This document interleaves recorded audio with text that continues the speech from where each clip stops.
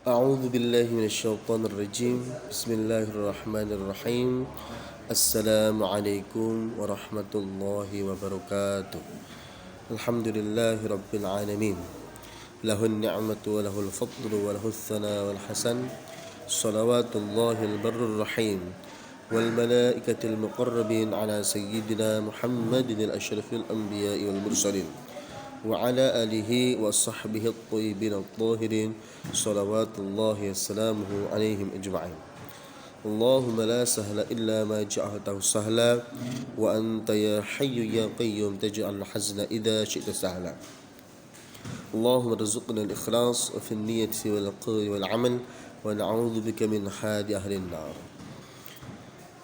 Puji syukur kita panjatkan kepada Allah Subhanahu wa taala yang telah memberikan banyak nikmat kepada kita sekalian, khususnya nikmat iman, nikmat Islam serta nikmat sihah wal afiyah, sehingga kita kembali dipertemukan oleh Allah Subhanahu wa taala dalam keadaan yang tidak kurang suatu apapun. Salawat dan salam semoga tercurah limpahkan kepada Nabi Allah Muhammad sallallahu alaihi wasallam, kepada keluarganya, para sahabatnya, serta pengikutnya yang senantiasa tunduk dan patuh menjalankan ajaran-ajaran agama. Allah Subhanahu wa taala berfirman dalam Al-Qur'an surah Al-Baqarah ayat 83. A'udzu billahi minasyaitonir rajim. Bismillahirrahmanirrahim. وَإِذْ أَخَذْنَا مِيثَاقَ بَنِي إِسْرَائِيلَ لَا تَعْبُدُونَ إِلَّا اللَّهَ وَبِالْوَالِدَيْنِ إِحْسَانًا وَذِي الْقُرْبَى وَالْيَتَامَى وَالْمَسَاكِينِ وقولوا للناس حسنا وأقيموا الصلاة وآتوا الزكاة ثم توليتم إلا قليلا منكم وأنتم معرضون صدق الله العظيم. Allah Subhanahu wa taala menerangkan sebuah kewajiban kita kepada setiap umat muslim yang lainnya, setiap umat muslimah yang lainnya, serta kepada siapapun baik yang beragama Islam, sesama agama kita, ataupun beragama lain, bahwa Allah Subhanahu wa taala menerangkan di dalam Al-Qur'an yang memiliki makna wa idz akhadna. Tidak ada sebab khusus turunnya yang mendorongkan surah Al-Baqarah ayat 83 ini. Menurut Imam As-Suyuti, apabila ada suatu ayat tidak ada sebab-sebabnya secara khusus, ayat tersebut turun, ayat tersebut masih ada hubungannya dengan sebab turunnya ayat sebelumnya. Dengan demikian, maka sebab turunnya surah Al-Baqarah ayat 83 memiliki relevansi sebab-sebab dengan ayat sebelumnya. Kalau kita memaknai bahwa dalam Al-Quran surah Al-Baqarah ayat 83 ini memiliki kandungan ikrar Bani Israel dengan Allah Subhanahu wa taala dan Rasulnya, yaitu Nabi Allah Musa alaihissalam. Ada 5 perjanjian di dalam hal yang menganalisiskan isi kandungan tersebut, yaitu yang pertama adalah larangan beribadah kepada selain Allah Subhanahu wa taala. Kemudian yang kedua adalah perintah berbuat baik kepada kedua orang tua serta kerabat, anak yatim dan orang miskin. Kemudian yang ketiga adalah perintah bertutur kata yang baik, pada sesama manusia, baik sama umat muslim dan juga umat yang lainnya. Kemudian isi kandungan yang berikutnya adalah keterkaitan dengan kewajiban kita untuk berbuat baik dan melaksanakan ibadah-ibadah mahdhah, yaitu ibadah yang wajib, baik perintah untuk mendirikan sholat dan juga perintah untuk menunaikan zakat. Nah, ini adalah bagian terpenting kita di dalam kita mengenal sebuah perintah Allah Subhanahu wa taala dengan tujuan berbuat baik. Sesungguhnya Islam datang, Islam diajarkan, dirisalahkan oleh Nabi Muhammad SAW itu bukanlah untuk apa? Hal-hal yang tidak semestinya, di luar moral, di luar kesantunan, di luar kedisiplinan, di luar aturan. Justru Islam datang untuk mengatur sekian banyak yang menjadi pokok bahasan, yang menjadi pokok ajaran yang kita harus kerjakan.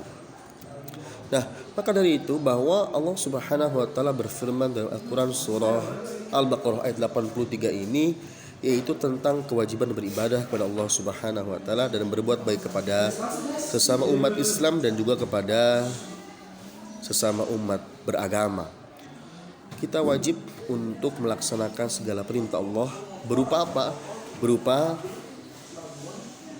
kita wajib berakidah kepada Allah Subhanahu wa taala, yaitu meyakini dengan sepenuh hati bahwa Allah Subhanahu wa taala hanyalah satu, esa. Gitu ya. Di sini sudah diterangkan bahwa id akhadna mitsaqa bani Israil, dan kami telah mengambil sebuah pelajaran dari mitsaq, ya, semisalnya dari Bani Israil. La ta'buduna illallah, janganlah kalian menyekutukan selain Allah Subhanahu wa taala. Bahwa keyakinan ini adalah keyakinan yang harus kita yakini sepenuh hati tanpa sedikit pun meragukan atas apa yang kita yakini itu. Berupa apa? Berupa bahwa Allah Subhanahu wa taala itu adalah esa, Maha Esa. Nah, setelah itu adalah wabil walidaini ihsana. Setelah kita bisa meyakini dengan sepenuh hati tanpa sedikit pun meragukan atas apa yang kita yakini itu, maka kita wajib berbuat baik wabil walidain ihsan, yaitu kewajiban berbuat baik kepada kedua orang tua kita. Makna di sini adalah bahwa kita memahami tentang kita sebagai umat Islam wajib berbuat baik kepada kedua orang tua kita, wabil walidaini ihsan. Kemudian wadzil qurba, kemudian juga kita wajib berbuat baik kepada kerabat, ya, kepada kerabat. Dzil qurba itu kerabat maknanya. Wal yatama, dan kita juga berbuat baik kepada para yatim, gitu ya. Wal masakin, dan juga kita wajib berbuat baik kepada masakin, kepada orang miskin, gitu ya, yang berkebutuhan untuk bisa kita berikan sebuah kegembiraan kepada mereka agar mereka bisa menjalani sebuah kehidupan yang sebagaimana mestinya. Wa qulu lin-nasi husna, gitu ya, dan berbuat baik dan memberikan sebuah isyarat bahwa kita sebagai umat Islam wajib bertutur kata yang baik, bertutur kata yang tidak dilarang oleh Allah Subhanahu wa taala, dengan bermakna bahwa kita harus berbicara dengan yang baik-baik. Ketika kita ingin melakukan sesuatu dalam hal komunikasi, kita gunakan bahasa-bahasa yang baik, kita gunakan pilihan kata-kata yang baik. Nah, setelah itu adalah wa aqimus shalah, dan mendirikan sholat. Bahwa sholat itu adalah sebagai kebutuhan kita setiap hari. Baik sholat itu yang dimaksud adalah, yang paling penting itu adalah sholat 5 waktu, sholatul khamsah, subuh, zuhur, asar, maghrib, dan isya. Nah, setelah kita melaksanakan ibadah aqimus shalah, yaitu melaksanakan kewajiban berupa mendirikan sholat, wa atuz zakah, dan kita lanjutkan dengan menunaikan zakat. Tsumma tawallaitum illa qalilan minkum wa antum mu'ridun. Ini adalah sebagai bukti bahwa Allah Subhanahu wa taala memberikan pemaparan, penjelasan, pembahasan keterkaitan dengan kewajiban kita sebagai seorang umat Islam yang beriman, dengan kita melaksanakan segala perintah Allah Subhanahu wa taala.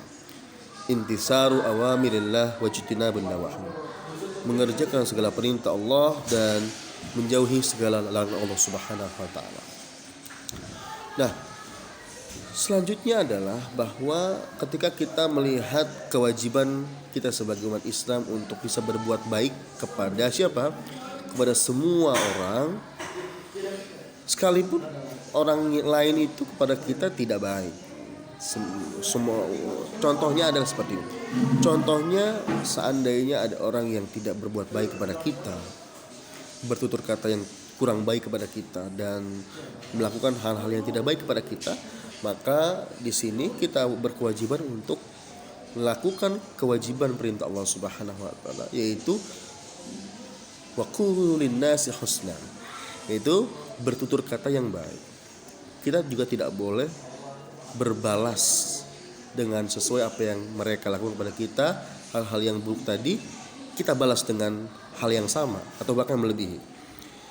Rasulullah Shallallahu Alaihi Wasallam juga memiliki sejarah bahwa ternyata, gitu ya, sejarah Nabi Muhammad Shallallahu Alaihi Wasallam itu memberikan contoh kepada kita bahwa beliau pada saat difitnah oleh kafir Quraisy, kemudian dicaci maki, bahkan disakiti oleh warga di sana saat itu, tapi Rasulullah Shallallahu Alaihi Wasallam tidak mendoakan hal-hal yang buruk kepada mereka.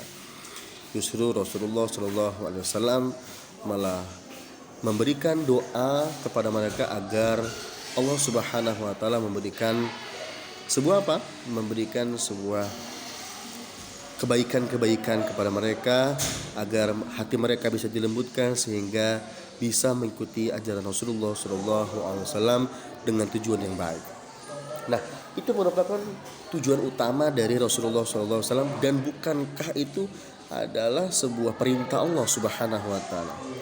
Maka kita contoh Rasulullah Shallallahu Alaihi Wasallam sebelum beliau mencontohkan itu, beliau karena memahami Al-Quran secara menyeluruh, maka beliau juga menetapkan dengan sepenuh hati dan juga sebagai insan kamil, beliau memberikan contoh yang baik kepada para umatnya, gitu ya. Nah, ini adalah sebagai perintah Allah Subhanahu Wa Taala dalam Al-Quran tadi, surah Al-Baqarah ayat 83. Nah, setelah itu bahwa kalau untuk bertutur kata yang baik, melaksanakan ibadah sholat, ibadah mahdhah yang wajib, kemudian juga bertutur kata yang baik tadi, kemudian juga menunaikan zakat, kan seperti itu adalah bagian dari kita diberikan sebuah konsep oleh Allah Subhanahu Wa Taala untuk dapat menerapkan hal-hal tersebut. Nah, berikutnya ketika kita melihat dari contoh-contoh konkret kita di keseharian kita adalah bahwa Nabi Muhammad Sallallahu Alaihi Wasallam memiliki sebuah konsep strategi di dalam memberikan keberpahaman kepada para umatnya dengan tidak hanya sekedar bertutur kata yang baik, menyampaikan hal-hal yang wajib, menyampaikan hal-hal yang penting keterkaitan dengan ajaran agama Islam, tapi juga beliau mencontohkan dalam kehidupan sehari-hari dan tidak hanya sekedar dilihat saja, tapi justru beliau menerapkan akan perintah, akan ajaran Rasulullah SAW itu dari rumah beliau sendiri, gitu ya. Bahwa kalau kita melihat juga merujuk dari sebuah hadis Rasulullah Shallallahu Alaihi Wasallam yang diterangkan di dalam apa? Di dalam hadis riwayat Muslim, gitu ya. An Abi Hurairah radhiyallahu anhu, qala kana Rasulullah Shallallahu Alaihi Wasallam yawman barizan lin-nasi fa'atahu rajulun faqala ya Rasulullah mal ihsan qala an ta'budallaha ka'annaka tarah fa innaka illa tarahu fa innahu yarak. Dari Abi Hurairah, semoga Allah ridho padanya, bahwa Rasulullah Shallallahu Alaihi Wasallam pernah suatu ketika, gitu ya, badizan linnas, gitu ya, di sebuah tempat untuk menemui seorang yang bernama siapa? Seorang laki-laki, gitu ya. Faqala, ya. Kemudian ia mengatakan, ia bertanya kepada Rasulullah SAW itu, ya Rasulullah, wahai Rasulullah SAW, mal ihsan, apa itu ihsan? Qal, kemudian Nabi Muhammad SAW itu menjawab, an ta'budallaha ka'annaka tarak, an ta'budallaha ka'annaka tarak. Bahwa ihsan itu adalah menyembah Allah Subhanahu wa taala dan ka'annaka tarak, dan tidaklah sebuah semisalnya daripada Allah itu tidak ada, gitu ya. Karena Allah Subhanahu wa taala zat yang maha esa, maha luar biasa, maha tidak semisal dengan suatu apapun.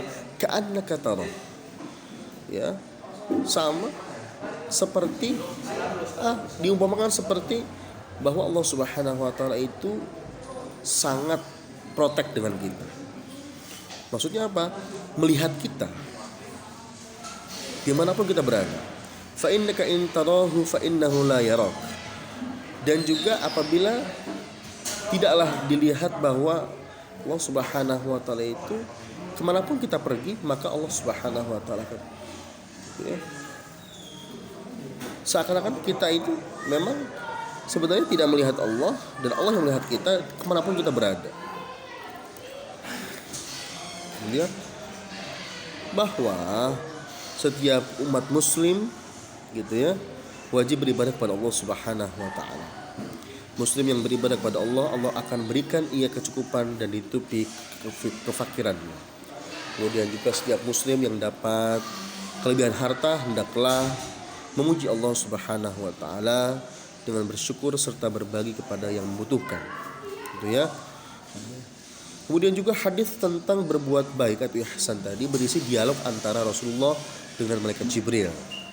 Kemudian di dalam dialog itu terjadi saling menasihati antara Rasulullah SAW dengan malaikat Jibril tentang ihsan. Penekanan dalam dialog dijelaskan bahwa ketika beribadah kepada Allah Subhanahu wa taala, umat Islam harus dapat berperilaku ihsan. Maksudnya adalah ketika beribadah harus mampu melihat Allah Subhanahu wa taala. Kemudian juga kita harus yakin bahwa Allah Subhanahu wa taala pasti melihat kita. Gitu ya. Selanjutnya, beribadah seperti ini merupakan sebuah kekhususan, ya, sebagai bentuk kita khusyuk dan ikhlas hanya karena Allah Subhanahu wa taala saja. Nah, maka yang berikutnya kita juga akan selalu mengingat bahwa Allah Subhanahu wa taala itu memerintahkan kepada kita untuk tetap bersyukur kepada Allah Subhanahu wa taala. Dengan bersyukur insyaallah kita mulai menerapkan perintah Allah itu dengan hal-hal yang paling sederhana. Dari yang paling pertama kali kita yakini terkait dengan kita yakin akan adanya Allah Subhanahu wa taala tanpa sedikit pun melakukan atas Allah Subhanahu wa taala itu. Ada, gitu ya. Tapi adanya Allah itu bukanlah seperti makhluk, karena Allah itu ada tanpa permulaan, tanpa akhiran, dan tanpa semisalnya dengan sesuatu apapun. Sesuatu yang semisalnya dengan Allah Subhanahu wa taala itu adalah yang dinamakan dengan tashbih, yaitu menyerupakan Allah dengan makhluknya, sedangkan Allah bukanlah makhluk. Setelah itu bahwa yang berikutnya kita melaksanakan sebuah perintah Allah Subhanahu wa taala, yaitu melaksanakan segala perintah Allah dan menjauhi segala larangan Allah Subhanahu wa taala. Dengan demikian, maka kita sudah menerapkan hal-hal yang dasar dari kita menerapkan ajaran Islam. Tentunya tidak lain dan tidak bukan hanya untuk kepada Allah Subhanahu wa taala, dan karena kita hidup ini hanya ingin mengharap ridha Allah Subhanahu wa taala. Ya. Kemudian hikmah mempelajari isi kandungan daripada hadis tadi tentang kewajiban beribadah dan bersyukur kepada Allah Subhanahu wa taala, yaitu setiap muslim wajib beribadah kepada Allah karena beribadah adalah tugas utama dan tujuan kita diciptakan. Selanjutnya, semua makhluk diberikan Allah Subhanahu wa taala nikmat yang berbeda-beda, berapapun jumlahnya, apapun bentuknya. Apabila itu sebuah kenikmatan yang Allah berikan, maka kita harus bersyukur kepada Allah Subhanahu wa taala. Nah, setelah itu di dalam beribadah kita kepada Allah Subhanahu wa taala, umat Islam harus mampu menghadirkan sikap ihsan dalam beribadah hanya untuk Allah Subhanahu wa taala saja, tanpa kita riya, tanpa kita mengharapkan kepada yang lain kecuali Allah Subhanahu wa taala, sehingga harus berusaha melakukan secara khusyuk, yakni menghadirkan Allah Subhanahu wa taala di dalam jiwa kita. Selanjutnya yaitu apabila kita belum mampu menghadirkan Allah di dalam hati kita, di dalam jiwa kita, kita harus yakin bahwa ibadah yang kita lakukan dilihat oleh Allah Subhanahu wa taala. Ya. Nah, maka itulah yang menjadi strategi konsep Islam di dalam mengajarkan tentang ajaran Islam itu sendiri melalui uswatun hasanah, melalui contoh dari Nabi Muhammad SAW yang kemudian kita pelajari juga dari beberapa dalil akli, ya, dalil nakli gitu ya, Al-Quran maupun hadis, dan juga dalil akli tadi keterkaitan dengan contoh yang konkret. Kita lihat dari keseharian Nabi Muhammad SAW yang kemudian kita bisa lihat dan simak sejarah beliau saat beliau masih berada pada usia-usia yang memang sangat masih muda gitu ya, sampai beliau juga diangkat sebagai Rasulullah SAW itu di usia ke-40 yang kemudian beliau banyak mengajarkan risalah-risalah dari Allah Subhanahu wa taala setelah beliau mendapatkan wahyu dari Allah Subhanahu wa taala, itu berupa wahyu pertama surah Al-Alaq ayat 1 sampai dengan 5. Nah, kemudian sikap yang perlu kita lakukan dan dikembangkan dalam kehidupan sehari-hari yaitu adalah kita yakin bahwa manusia tunduk terhadap kebesaran dan kekuasaan Allah Subhanahu wa taala. La haula wala quwata illa billahil aliyil azim.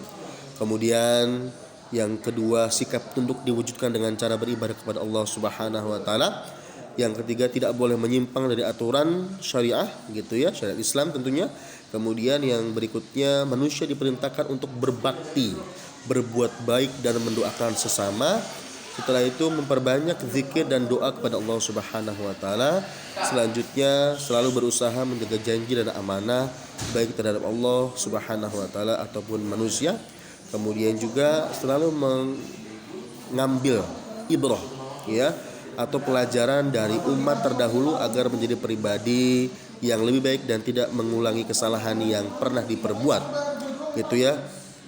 Selanjutnya selalu menjaga keseimbangan hidup dengan beramal baik terhadap sesama dan beribadah kepada Allah Subhanahu wa taala. Setelah itu selalu berusaha menjalankan perintah Allah Subhanahu wa taala gitu ya. Kemudian dalam menjalankan ibadah yang maksimal harus berusaha khusyuk agar lebih afdol dan dengan menghadirkan Allah Subhanahu wa taala dalam hati, jiwa dan raga kita. Bukan berarti maknanya adalah Allah itu masuk dalam raga kita, tidak. Kita membayangkan bahwa di dalam kita melaksanakan ibadah kepada Allah Subhanahu wa taala agar lebih khusyuk, fokus gitu ya. Bayangkan bahwa kita sebagai umat Islam ketika beribadah kepada Allah Subhanahu wa taala dengan membayangkan bahwa Allah Subhanahu wa taala itu benar-benar dihadirkan di dalam diri kita agar kita lebih khusyuk kepada Allah Subhanahu wa taala, agar kita lebih memahami dari apa yang kita baca dan apa yang kita lakukan dalam kehidupan sehari-hari kita dalam hal beribadah. Kemudian selalu berusaha meninggalkan segala larangan agama, gitu ya. Selalu berusaha meninggalkan segala larangan agama. Kemudian selalu menjaga perilaku dari hal-hal yang tidak bermanfaat. Selanjutnya selalu berusaha menjaga hati dan pikiran dan ucapan dari perilaku syirik, yaitu menyekutukan Allah Subhanahu wa taala. Dan hal-hal yang perlu dijauhi dari sikap dan perilaku yang tidak tercermin dalam syariat Islam, yaitu harus kita jauhi. Apa itu? Yang pertama, manusia bersikap sombong dalam kehidupan sehari-hari. Kita tidak diharuskan untuk melakukan kesombongan, karena kesombongan itu hakikatnya milik Allah Subhanahu wa taala saja. Sedangkan kita sebagai manusia wajib tidak sombong, karena yang sombong itu hanyalah yang berkuasa. Walaupun manusia ada kekuasaan di dalamnya, akan tapi kekuasaan itu tentunya tidak mutlak. Mutlaknya hanya milik Allah Subhanahu wa taala. Dan pada hakikatnya adalah bahwa Allah Subhanahu wa taala itu bisa sombong, boleh sombong. Akan tapi Allah Subhanahu wa taala justru malah sangat baik kepada kita. Kenapa? Karena mengajarkan hal-hal yang baik, risalah dari Nabi Muhammad SAW. Kemudian manusia berpikir melampaui batas kekuasaan Allah, hindarkan itu. Kemudian melalaikan zikir kepada Allah Subhanahu wa taala itu juga harus jauhi. Setelah itu setiap ada persoalan menyelesaikan dengan cara berpikir sendiri, itu pun perilaku yang harus dijauhi. Kenapa? Karena bisa jadi persoalan yang kita pikirkan itu berdasarkan emosi kita, berdasarkan justru malah hal-hal yang melampaui dari kekuasaan Allah Subhanahu atau bahkan melampaui dari apa yang menjadi syariat kita sebagai umat beragama Islam. Setelah itu berperilaku kasar saat musyawarah, itu pun harus dijauhi pada saat kita berbicara, pada saat kita bertutur kata, itu pun harus dengan yang baik, apalagi dalam hal bermusyawarah dan mencari kesepakatan bersama. Kemudian mengambil keputusan berdasarkan hasil pemikiran sendiri yang kritis, cerdas setiap anggota kelompok tanpa berpegang teguh. Nah, itu juga gak boleh di dalam sebuah mengambil keputusan tapi tidak berpegang teguh hanya mengandalkan kecerdasan saja, tapi justru malah tidak berpegang teguh kepada Al-Quran maupun As-Sunnah atau Al-Hadis ataupun ijtihad para ulama. Walaupun sepandai-pandai, secerdas apapun yang kita miliki, tentunya kita harus tetap berpegang teguh kepada Allah berupa Al-Quran dan Nabi Muhammad SAW itu berupa As-Sunnah atau Al-Hadis tadi, serta ijtihad para ulama yang kita kenal dengan mazhabul arba'ah ataupun beberapa ulama yang lain seperti itu. Nah, itulah yang menjadi pokok bahasan kita. Walaupun tadi agak sedikit berisik karena ada yang nggak tahu saya lagi membuat sebuah rekaman dan nanti akan disimak oleh teman-teman semuanya, insya Allah bermanfaat pada hari ini. Dengan demikian bahwa kita selaku umat Islam harus benar-benar memperhatikan apa yang menjadi kewajiban kita di dalam menunaikan kehidupan kita ini dengan syariat Islam itu sendiri. Marilah sama-sama kita akhiri pertemuan kita pada hari ini dengan membaca doa kafaratul majlis. Subhanakallahumma wa bihamdika asyhadu an la ilaha illa anta astaghfiruka wa atubu ilaik. Hadanallahu wa iyyakum ajma'in. Wassalamualaikum warahmatullahi wabarakatuh.